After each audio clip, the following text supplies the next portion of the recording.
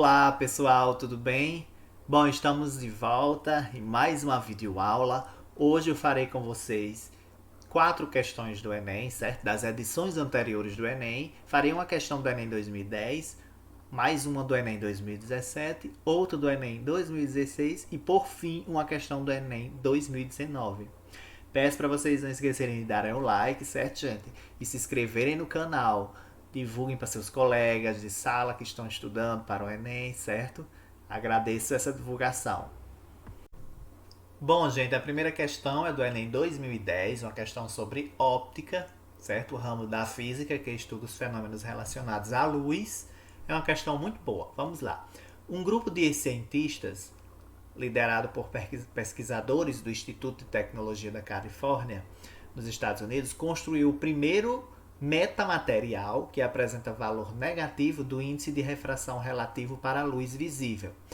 Denomina-se metamaterial um material óptico artificial tridimensional formado por pequenas estruturas menores do que o comprimento de onda da luz, o que lhe dá propriedades e comportamentos que não são encontrados em materiais naturais. Esse material tem sido chamado de canhoto. Considerando o comportamento atípico desse material, qual é a figura que representa a refração da luz ao passar do ar para esse meio? Então, nós estudamos em algumas já das nossas aulas sobre os fenômenos ópticos. E um desses fenômenos ópticos foi a refração da luz. E aí nós vamos relembrar esse fenômeno no próximo slide. No entanto, só para relembrar o que a questão está pedindo. Qual é a figura que representa a refração da luz ao passar do ar para esse meio? Então, ele passa do ar para esse metamaterial, certo? Na refração. Que a refração, a luz ela passa de um meio para outro. Então, aí ele vai estar passando do ar para esse metamaterial. Beleza? Terei que falar para vocês sobre os fenômenos ópticos, sobre 2 fenômenos ópticos aqui no caso, a reflexão e a refração. Certo?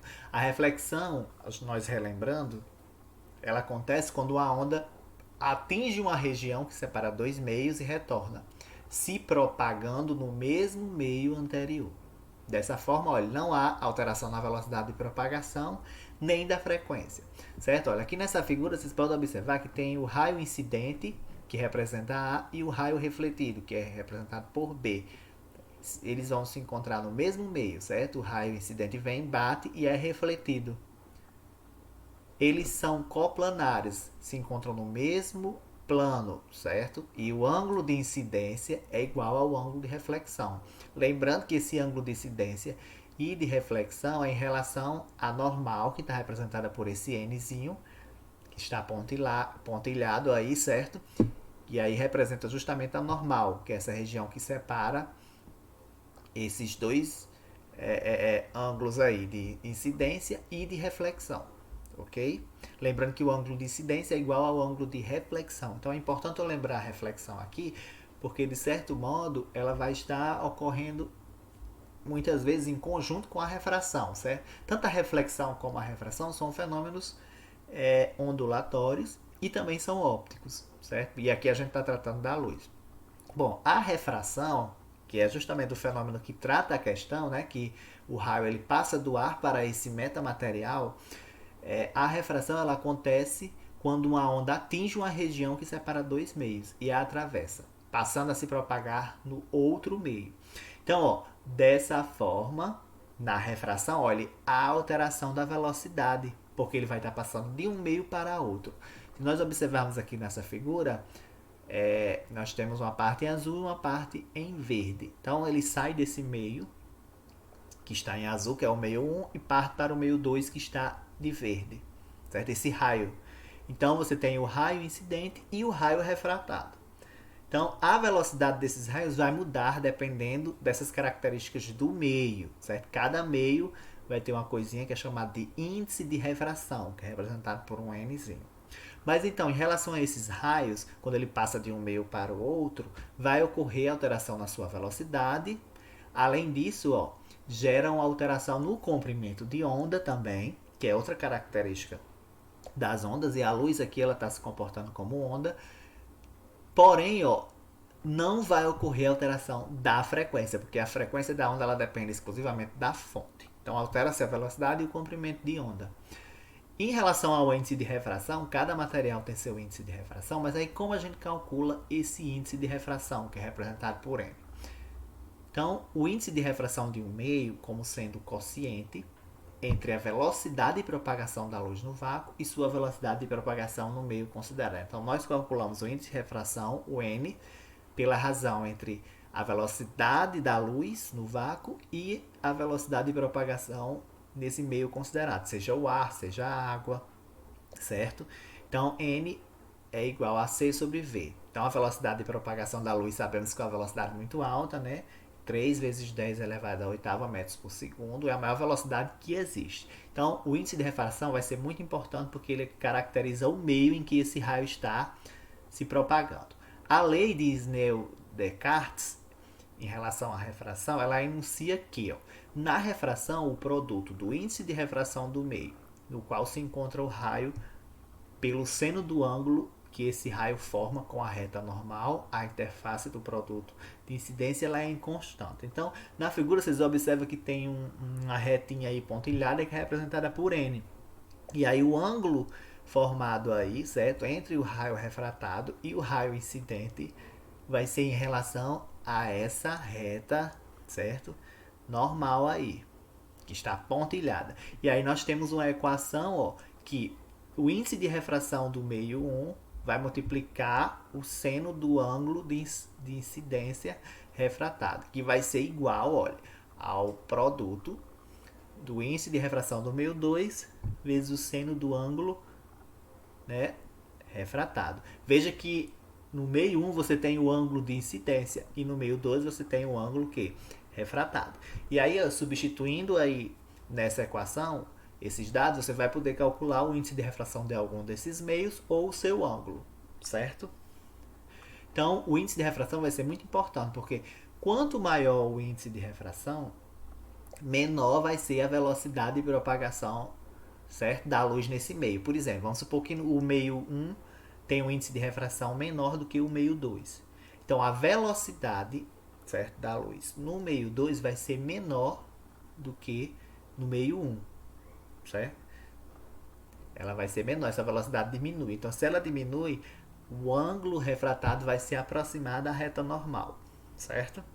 Então, vamos aqui para partir para a resolução da questão.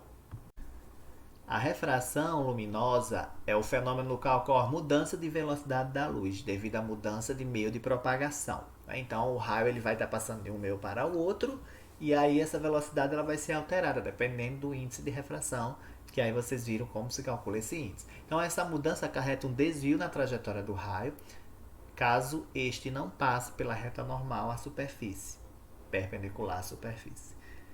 Aí vejamos aí, ó, em meios naturais, a mudança de meio para raios de luz não perpendiculares à superfície implica um desvio com afastamento ou aproximação da normal, de modo que os raios incidente e refratado fiquem em lados opostos a essa reta normal, que é aquela retinha pontilhada, né? Ficariam em lados opostos, em quadrantes opostos. No entanto, olha, nos metamateriais, a mudança de meio implica um desvio no qual os raios incidente e refratado fiquem do mesmo lado que a reta. Então, qual é essa situação que nós observamos em que o índice de refração e o refratado estão do mesmo lado? Na letra D.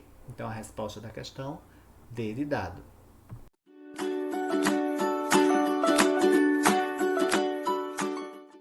Questão do Enem 2017 sobre física moderna, certo? A física moderna é um dos 6 ramos da física. Vamos aqui para a questão. O debate a respeito da natureza da luz perdurou por séculos, oscilando entre a teoria corpuscular e a teoria ondulatória.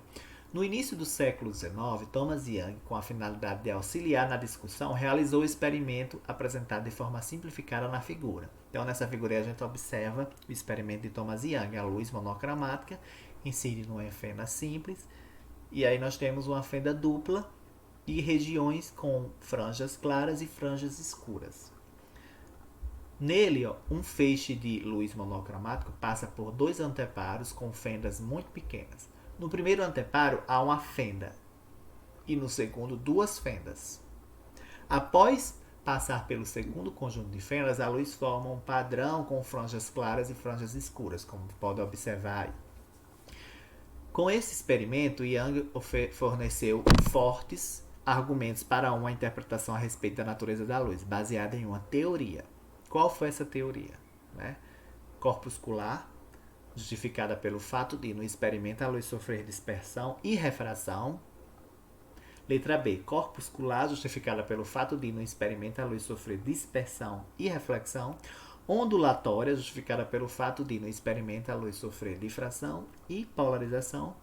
D, ondulatória, justificada pelo fato de, no experimento, a luz sofrer interferência e reflexão. Ou E, ondulatória, justificada pelo fato de, no experimento, a luz sofrer difração e interferência. Então, olha, esse experimento dele foi importante que conseguiu provar um dos caracteres da luz. Que a luz ela tem um caráter dual, que é a dualidade da luz. Em alguns momentos ela se comporta como partícula ou corpuscular e em outros tem um caráter ondulatório. E aí nesses fenômenos que ocorreram, certo? Nesse caráter ondulatório ou corpuscular vai ocorrer fenômenos. E aí que são comprovados nesse experimento. Então vamos lá ver um pouco sobre esse caráter dual da luz. O conhecimento teórico a respeito da luz vai ser importante para responder essa questão, principalmente em relação a seu caráter dual, que em alguns momentos ela pode se comportar como onda ou como partícula. No entanto, vem a pergunta, o que é a luz? Certo? Então a luz é uma forma de radiação eletromagnética cuja frequência é visível ao olho nu. Tem um caráter dual, certo? A luz ela tem esse caráter dual, ou seja, em algumas situações comporta-se como onda e em outras comporta como partícula, que é justamente o seu caráter corpuscular. No caso, quando a luz ela se comporta como onda, ela vai estar, certo? Respondendo a todas aquelas propriedades das ondas que nós vimos, além disso, aos seus fenômenos ondulatórios, certo? Então, na ondulatória, certo? Nesse caráter ondulatório da luz, a luz ela é capaz de propagar-se no espaço, transportando energia consigo.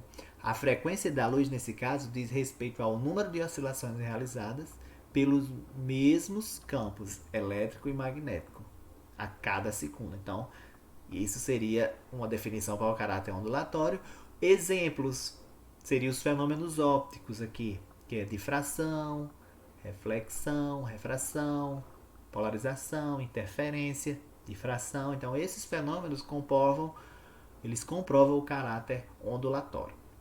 E aí nós temos também o caráter corpuscular. A luz ela é formada por um grande número de partículas dotadas de movimento linear, porém sem massa, chamadas de fótons. São fótons de energia. Um exemplo desse caráter corpuscular da luz é o efeito fotoelétrico desenvolvido por Albert Einstein, que foi inclusive com esse experimento que ele ganhou o prêmio Nobel de Física. Essa figura aí mostra o experimento de Thomas Young, certo? A luz ela passa na primeira fenda em A, e aí nós temos uma fenda dupla B e C aí. E em D nós observamos pontos claros e pontos escuros. Esse é o experimento de Thomas Young. E nesse experimento ele comprovou o caráter ondulatório da luz através de dois fenômenos aí ópticos que ocorrem, que é a difração. A luz ela contorna os obstáculos aí, perpassando pelas fendas A, B e C, e a interferência, que é quando as ondas elas se encontram, elas se superpõem, e aí ocorre a interferência construtiva ou destrutiva. A interferência construtiva você vai observar os pontos claros, a interferência destrutiva são os pontos escuros, certo? Então, o caráter ondulatório da luz no experimento de Thomas Young foi comprovado por esses dois fenômenos ópticos, difração e interferência, aqui no experimento, certo? Agora ficou fácil responder a questão, né, que nós vimos no experimento de Thomas Young, o caráter comprovado aí dual da luz através da difração e interferência. Então, o experimento de Young consistiu no desenvolvimento de um método para a obtenção de duas fontes de luz em fase pela dupla difração nos raios luminosos através de fendas no anteparo, para assim provar a natureza ondulatória da luz devido à interferência entre as ondas geradas, né, ilustrada pelo aparecimento, né, de franjas claras, que as claras são as franjas de interferência construtiva e as escuras de interferência destrutiva. Então a resposta à letra E na questão.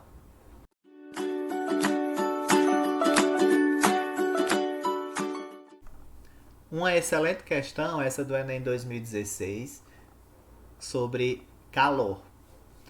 Nos dias frios é comum ouvir expressões como: esta roupa é quentinha, ou então feche a janela para o frio não entrar. As expressões do senso comum utilizadas estão em desacordo com o conceito de calor da termodinâmica. A roupa não é quentinha, muito menos o frio entra pela janela. A utilização das expressões roupa é quentinha e para o frio não entrar é inadequada, pois o ou a. Letra A. A roupa absorve a temperatura do corpo da pessoa e o frio não entra pela janela, o calor é que sai por ela. Letra B.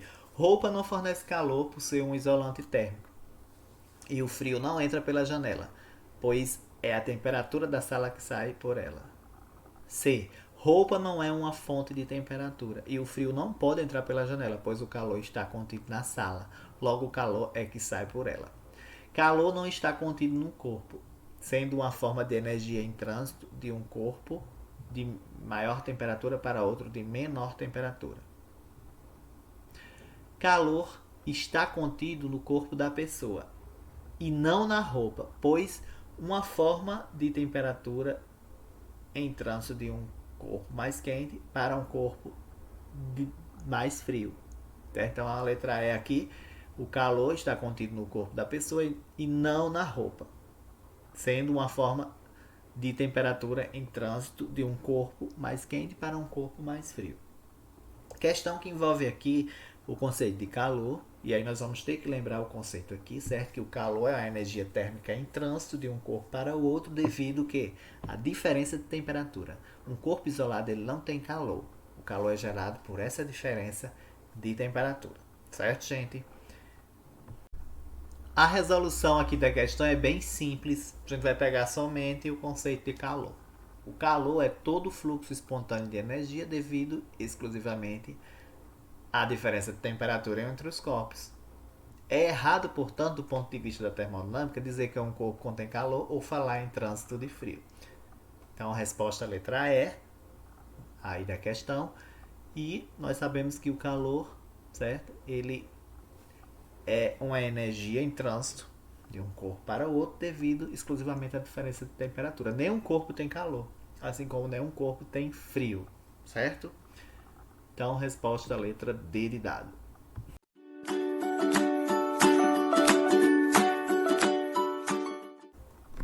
Essa questão do Enem 2019, da última edição, também sobre calor.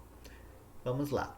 Em uma aula experimental de calorimetria, uma professora queimou 2,5 gramas de castanha de caju crua para acrescer 350 gramas de água em um recipiente apropriado para diminuir as perdas de calor. Vejam que esses dados eles são muito importantes, já viu, da massa, tanto da castanha de caju como da água. Com base na leitura da tabela nutricional a seguir e da medida da temperatura da água, após a queima total do combustível, ela concluiu que 50% da energia disponível foi aproveitada. O calor específico da água é de 1 caloria graus Celsius, a menos 1, e sua temperatura inicial era de 20 graus Celsius. Qual foi a temperatura da água em graus Celsius medida ao final do experimento? Letra A, 25 graus Celsius, letra B, 27, letra C, 45 graus Celsius, letra D, 50 ou letra E, 70 graus Celsius. Essa tabelinha aí é importante, certo? Que é da quantidade por porção de 10 gramas para 2 castanhas, essa tabela nutricional. Veja que o valor energético aí, ó, 70 quilocalorias. Carboidratos, 0,8 gramas. Proteínas, 3,5 gramas.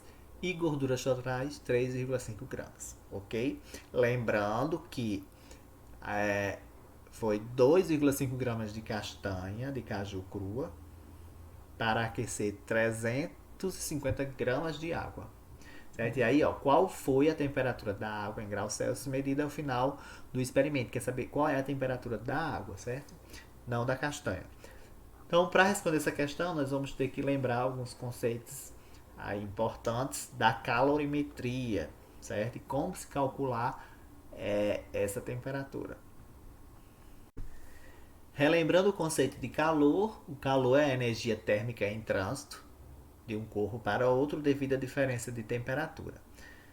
No entanto, nós não sabemos ainda como calcular essa quantidade de calor. Para calcular essa quantidade de calor, a gente vai ter que relembrar o conceito de calor sensível e calor latente. O calor sensível é a quantidade de calor recebida ou cedida por um corpo ao sofrer uma variação de temperatura sem que haja mudança de fase, certo? Que é a situação aí da questão, que ele quer saber a temperatura da água final e ainda essa água está no estado líquido. Se o corpo sofre apenas mudança de fase sem que haja variação de temperatura, a temperatura permanecer constante, o calor é chamado de calor latente, que é a situação da fusão, da ebulição, da condensação, certo? É quando a água está mudando de estado físico, não é? Porém, ela continua com a mesma temperatura. Então, aqui você tem um calor latente. Aqui nós vamos aplicar essa equação fundamental da calorimetria para o cálculo dessa variação de temperatura, certo? Que a gente vai ter que saber qual é essa variação de temperatura para depois calcular a temperatura final da água, que é o que a questão está pedindo.